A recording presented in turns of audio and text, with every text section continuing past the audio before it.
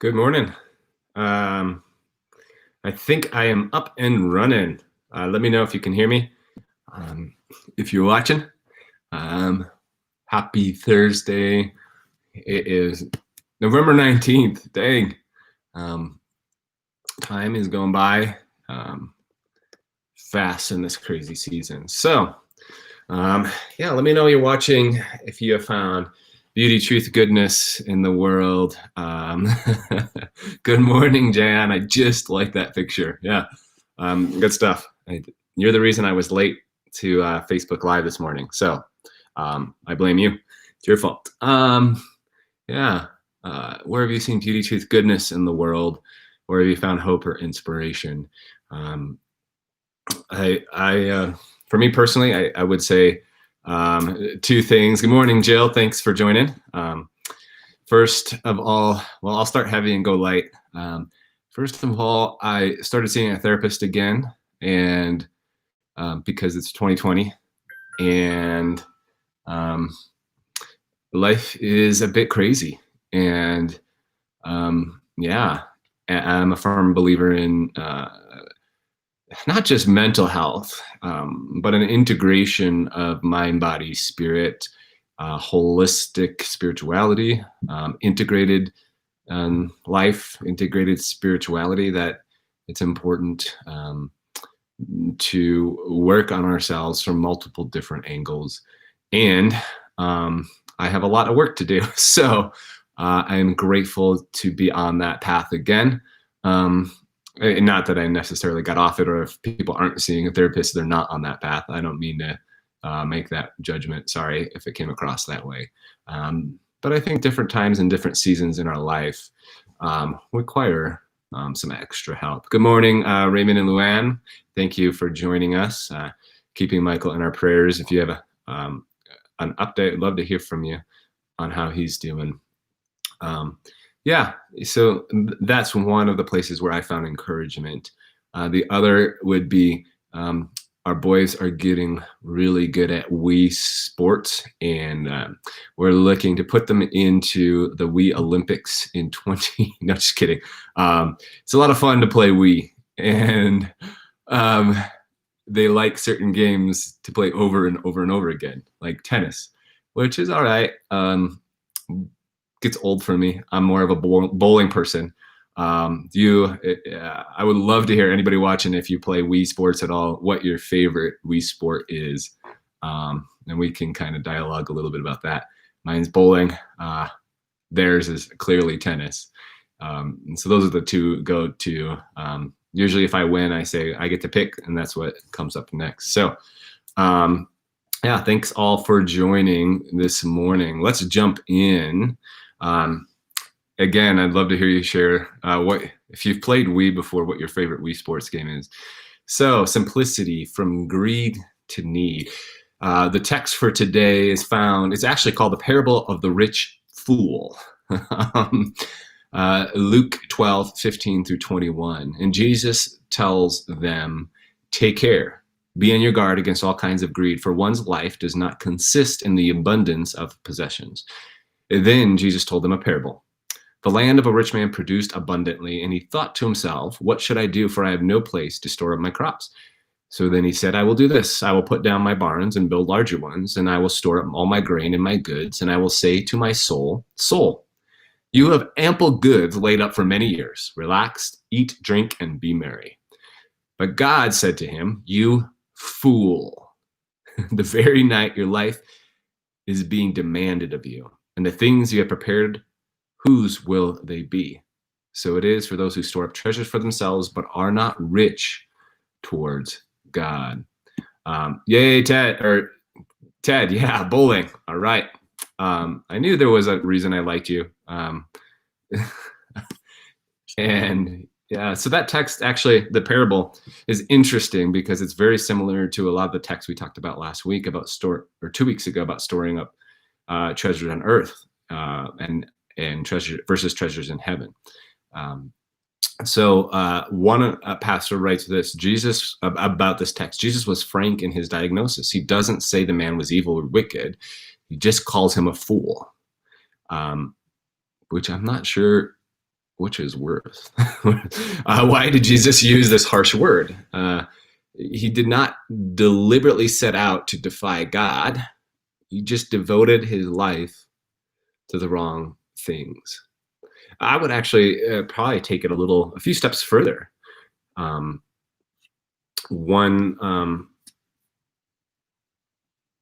Yeah, thank you, Raymond, for that update. We'll continue to keep Michael in our prayers. I would say, actually, what one spiritual leader says this: our unhealthy economic and politics persist because even Christians largely operate out of a worldview of scarcity. There's not enough land or healthcare or water or money or housing for all of us. And then he says this: there is more than enough for our need, but never enough for our greed. And I took that and I would say, I think greed is the human sin that causes the most suffering in our world. To take it a step further, greed is deeply rooted in our American nation and our history. And by the way, if I ever critique anything, I think we all can look, and we should look at things, our presidential candidates, our politics, our governors, whatever, with a critical eye, so that we can critique aspects while still appreciating it. I am very grateful to be living in America. But as I look at America, it is far from perfect. It's far from perfect. And greed, I think, is rooted in much of our history. The greed is defined, one definition defines it this way: it's the intense and selfish desire for something, especially wealth, power, or food. It's interesting how they put food in there, but it's the accumulation of things, the focus on me, more. In the midst of structural stinginess and overconsumption of our present world, we must change our consciousness to teach our mind to operate from a different consciousness. This is the gospel. Repent, change your mind, put on a new mind, see things differently, and instead of living this way and seeing this way, live this way and do this, to operate more from mercy and grace and abundance. Instead of not enough, how do we shift to more than enough, and then work to make that reality in our world? We'll talk about a little bit, just some of the practical ways that might play out. I mean, isn't this the primary work of Jesus? Bringing God's reality into the earth's reality? Yet moving from greed to need is a massive shift. It requires and invites us into something I've been wrestling with a lot.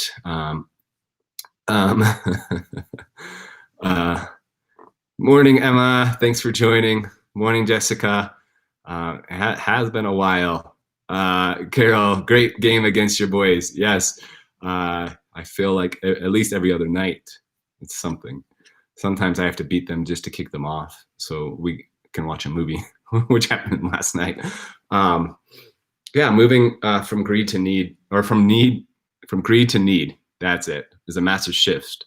And I've been really wrestling personally with this idea of simplicity. A couple of weeks ago, I talked about St. Francis at our weekend gatherings. St. Francis moved from greed, from selfishness, from vanity, gave up everything, gave up his affluence, gave up his wealth, lived in poverty. Now, I don't think that necessarily means in order to live simple, you need to live in poverty. But I do think there's something to his life.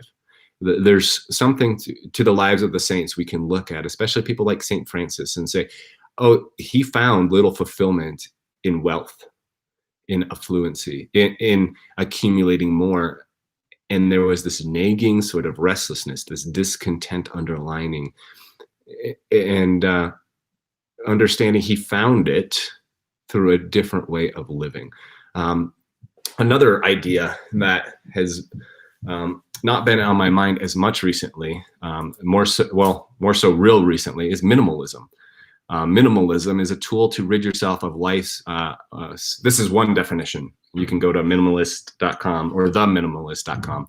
Minimalism is a tool to rid yourself of life's excess in favor of focusing on what is important, so you can find happiness, fulfillment, and freedom. Minimalism isn't saying no.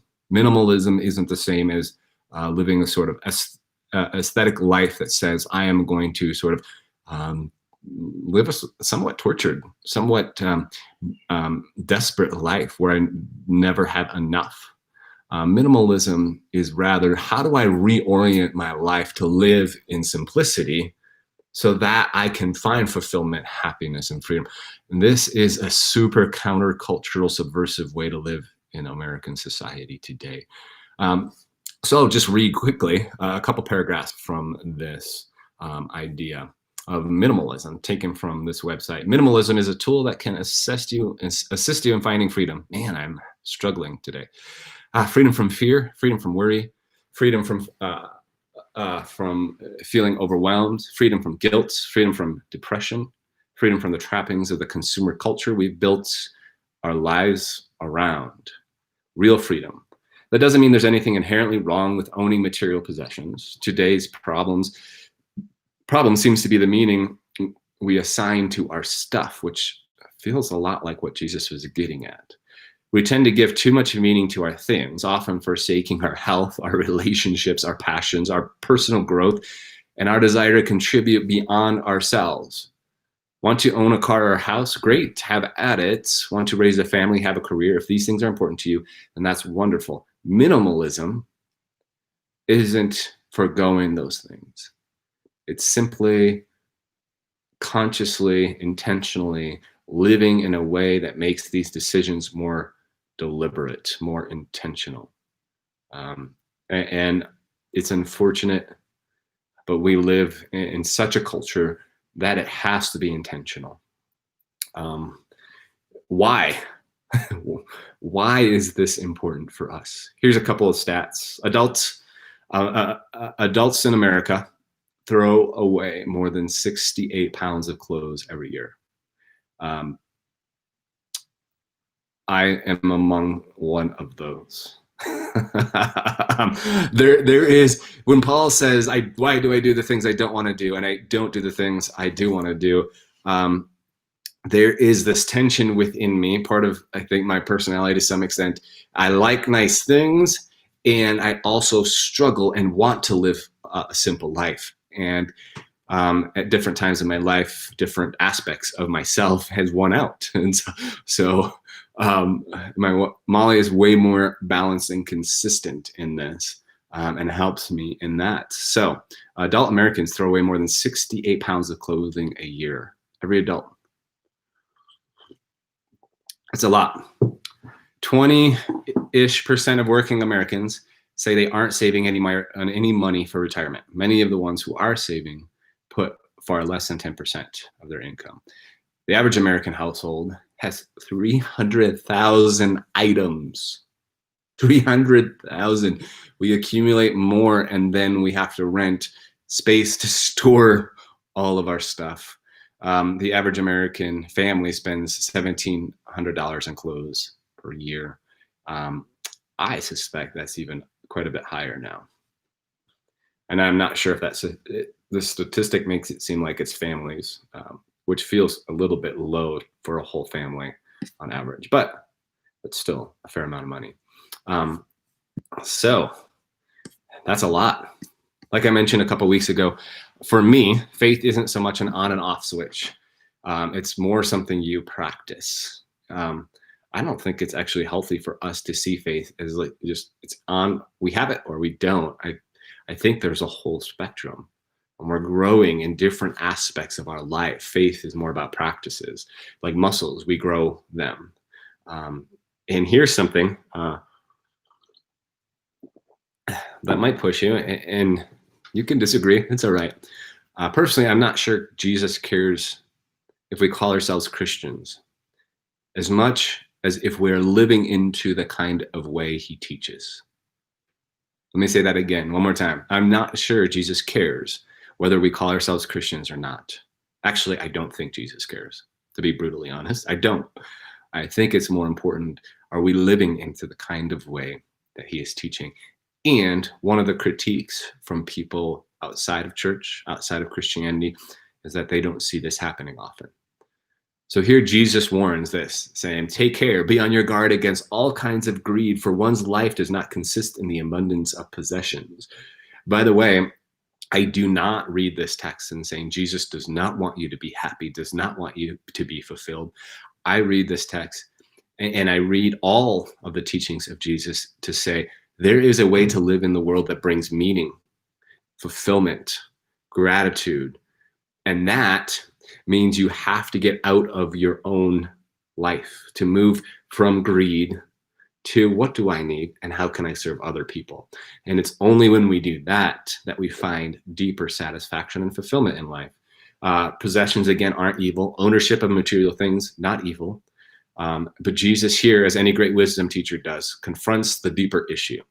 It's greed, revealing that greed will take us down a road of wanting more, more, more. But even more than that, greed is practicing selfishness, which is the opposite of who God is. It's the opposite of who God is. So if you reflect on today's text, anything I said stand out to you, anything about this, I invite you to comment, to express that thing. I think we learn and grow from each other and each other's perspective. Take it farther if you need to. Take it, go ahead and say, I would take it steps farther. I would say this, whatever that looks like. But here, I'm gonna end with this. What might this look like? And here's the thing that I feel like I say to myself a lot. It's gonna look different for each person. And it's gonna look different for each of us in different seasons of our lives. We can't expect a single mother to live in the same way that a retired couple who has a fair amount of resources to live comfortably. We can't expect it to be the same. It's going to be different. So, man, this tea is good. Yeah. So what might it look like practically? It might mean that when you buy a house, you intentionally buy a smaller house. So you have more money to give to others, more money to help causes that you are passionate about, that you believe in.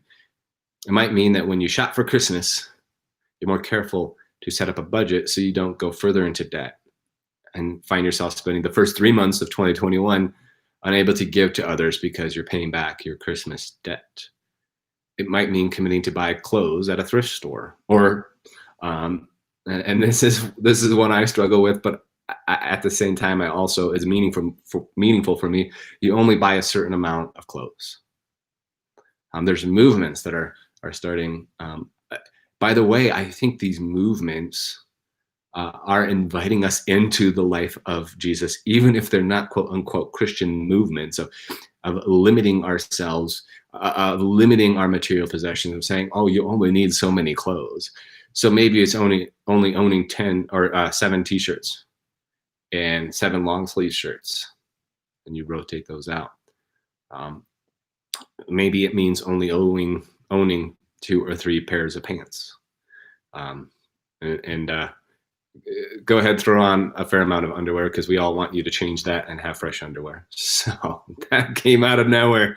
It might mean retiring in a way that asks, how can I set up my retirement so I can find some rest, that I can travel, but at the same time, so I can give of time and energy to organizations that I believe in.